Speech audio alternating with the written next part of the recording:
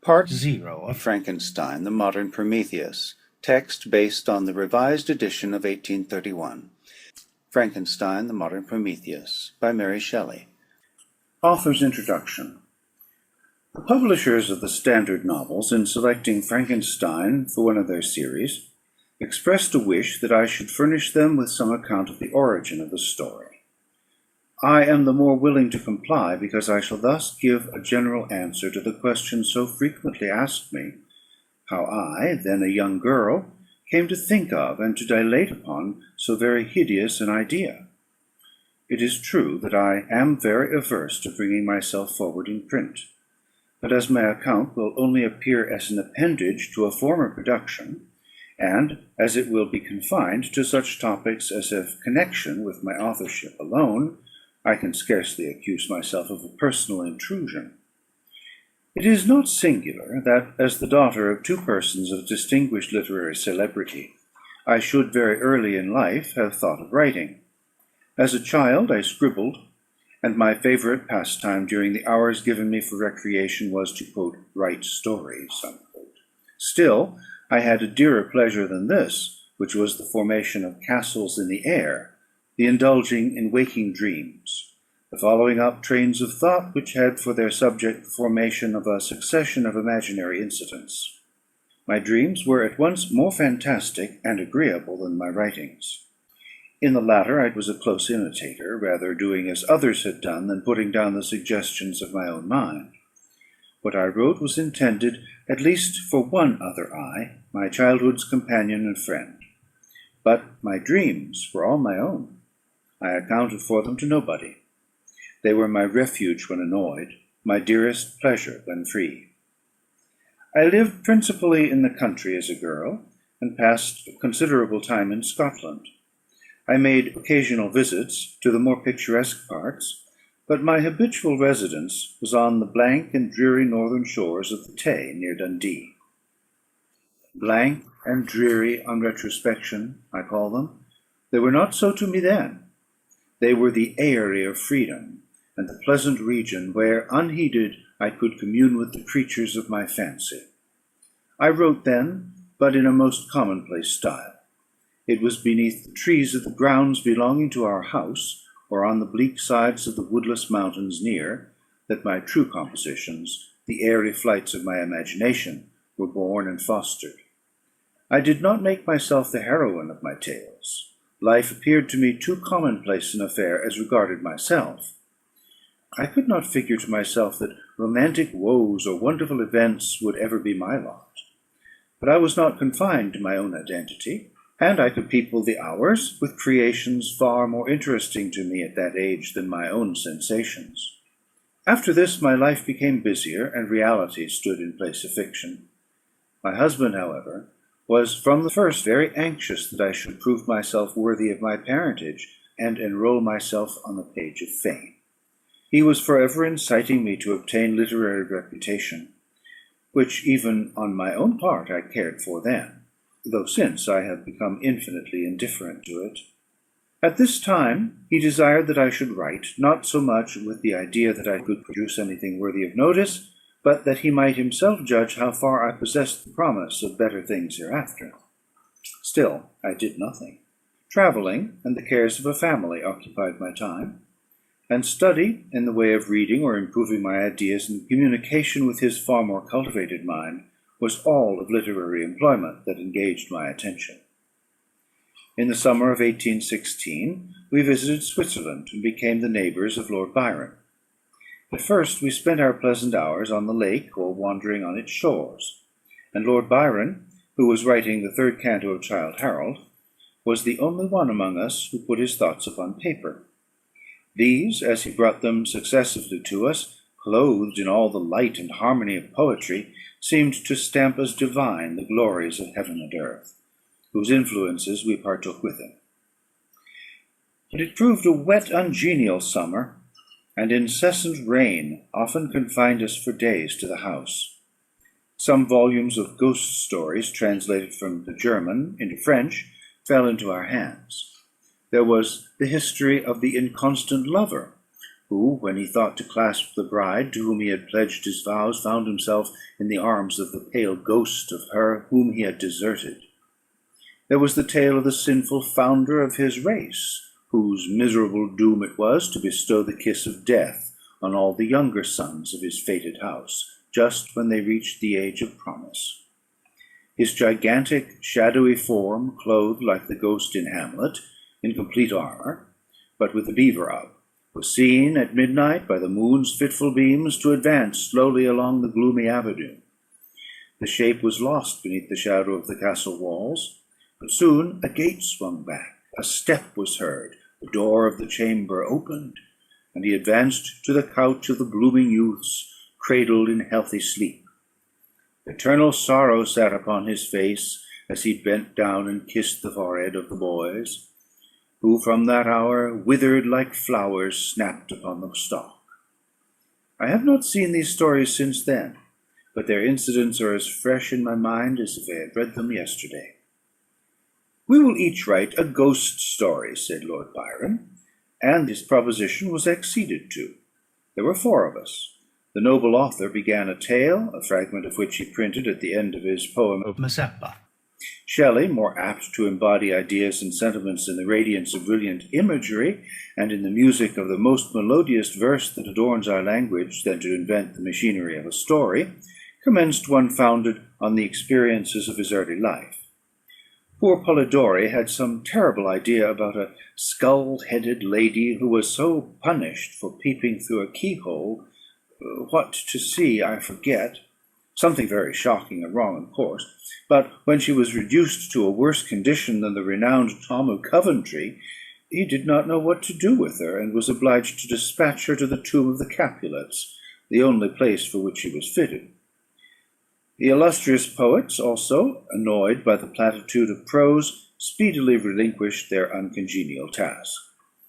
I busied myself to think of a story to rival those which had excited us to this task, one which would speak to the mysterious fears of our nature and awaken thrilling horror, one to make the reader dread to look round, to curdle the blood, and quicken the beatings of the heart. If I did not accomplish these things, my ghost story would be unworthy of its name. I thought and pondered vainly. I felt that blank incapability of invention which is the greatest misery of authorship, when dull nothing replies to our anxious invocations. "Have you thought of a story?" I was asked each morning, and each morning I was forced to reply with a mortifying negative.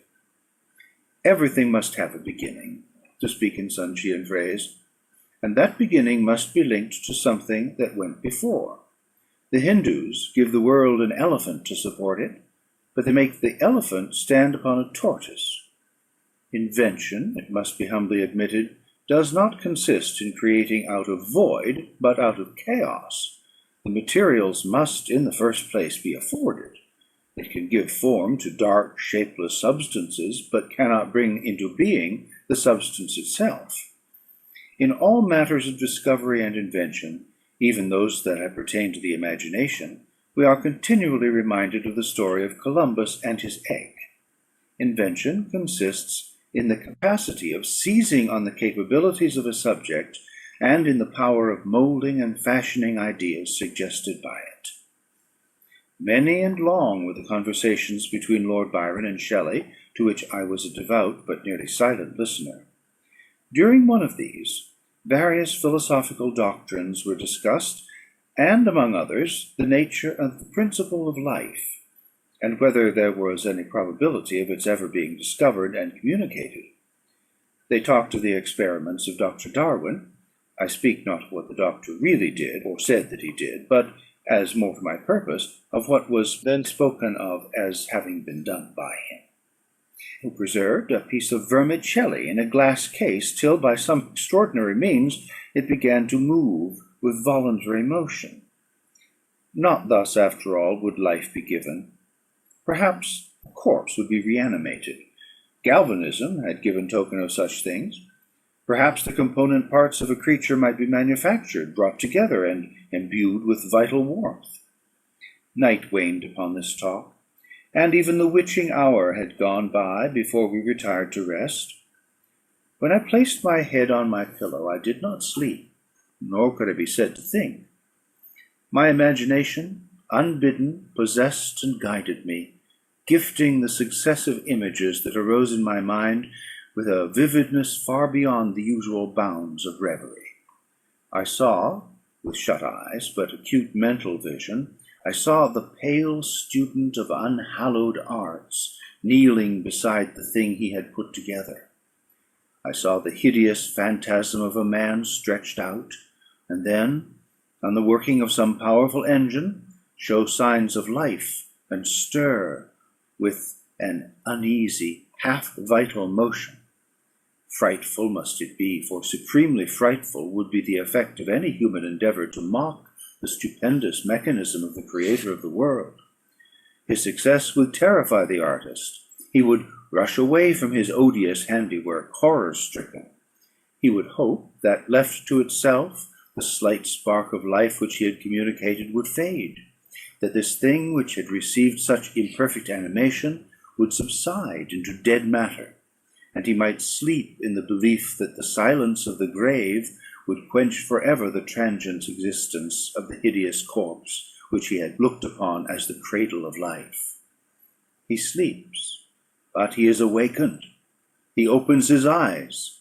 Behold, the horrid thing stands at his bedside, opening his curtains and looking on him with yellow, watery, but speculative eyes. I opened mine in terror. The idea so possessed my mind that a thrill of fear ran through me, and I wished to exchange the ghastly image of my fancy for the realities around. I see them still. The very room, the dark parquet, the closed shutters with the moonlight struggling through, and the sense I had that the glassy lake and white high Alps were beyond. I could not so easily get rid of my hideous phantom. Still it haunted me. I must try to think of something else. I recurred to my ghost story, my tiresome, unlucky ghost story. Oh, if I could only contrive one which would frighten my reader as I myself had been frightened that night. Swift as light and as cheering was the idea that broke in upon me. I have found it. What terrified me will terrify others, and I need only describe the spectre which had haunted my midnight pillow. On the morrow I announced that I had thought of a story. I began that day with the words, "It was on a dreary night of November," making only a transcript of the grim terrors of my waking dream. At first I thought but of a few pages, of a short tale, but Shelley urged me to develop the idea at greater length.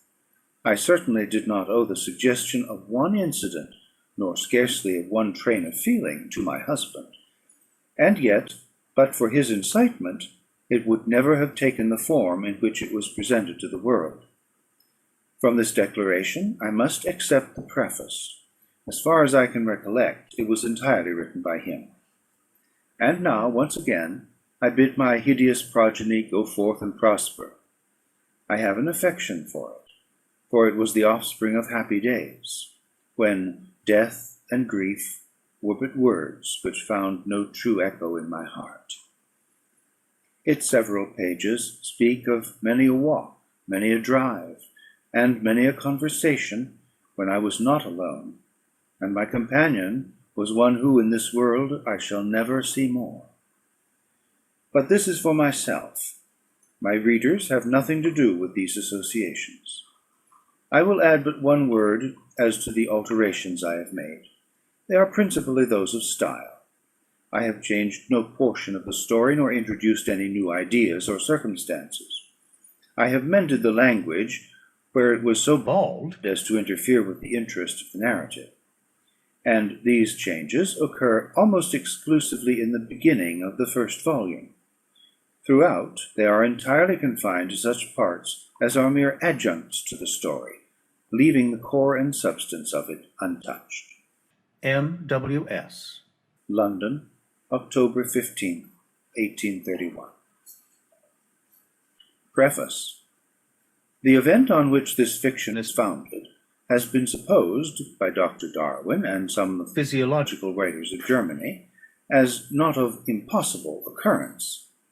I shall not be supposed as according the remotest degree of serious faith to such an imagination.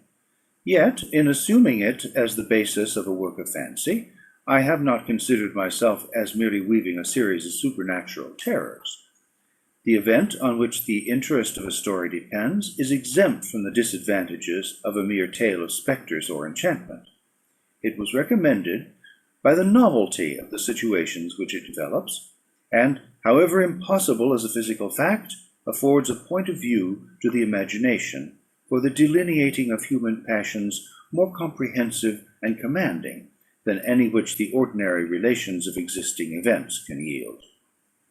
I have thus endeavoured to preserve the truth of the elementary principles of human nature, while I have not scrupled to innovate upon their combinations. The Iliad, the tragic poetry of Greece, Shakespeare in The Tempest and Midsummer Night's Dream, and most especially Milton in Paradise Lost, conform to this rule, and the most humble novelist who seeks to confer or receive amusement from his labours may, without presumption, apply to prose fiction a license, or rather a rule, from the adoption of which so many exquisite combinations of human feeling have resulted in the highest specimens of poetry. The circumstance on which my story rests was suggested in casual conversation. It was commenced partly as a source of amusement, and partly as an expedient for exercising any untried resources of mind. Other motives were mingled with these as the work proceeded. I am by no means indifferent to the manner in which whatever moral tendencies exist in the sentiments or characters it contains shall affect the reader. Yet my chief concern in this respect has been limited to the avoiding the enervating effects of the novels of the present day, and to the exhibition of the amiableness of domestic affection and the excellence of universal virtue.